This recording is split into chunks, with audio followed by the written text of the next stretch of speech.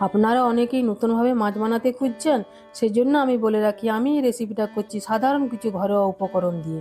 মাছের এই রান্নাটা গরম ভাতের সাথে খেলে আর কিছুই লাগে না, এতটাই টেস্টি হয় খেতে। তাহলে চলুন শুরু করি আজকের রেসিপি গার্লিক রুই। তার জন্য কয়েকটা রুই মাছের পিস নিয়ে নিয়েছি, তাতে নুন আর হলুদ মাখিয়ে 10 মিনিটের জন্য রেখে দেবো।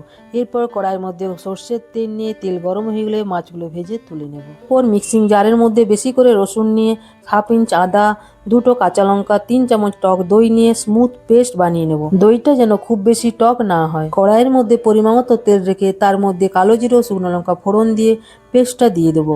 হালকা হাতে নাড়াচাড়া করে নিয়ে একে একে নুন, গুড়, হলুদ গুঁড়ো দিয়ে মশলার সাথে ভালোভাবে মিশিয়ে নিয়ে সামান্য মিক্সিং বাটি ধোয়া জল যোগ করব। মশলার কাঁচা গন্ধ চলে গেলে তেল ছেড়ে আসা পর্যন্ত কষাবো। তেল ছেড়ে এসেছে, এরপর দিয়ে দেবো পরিমাণ মতো জল।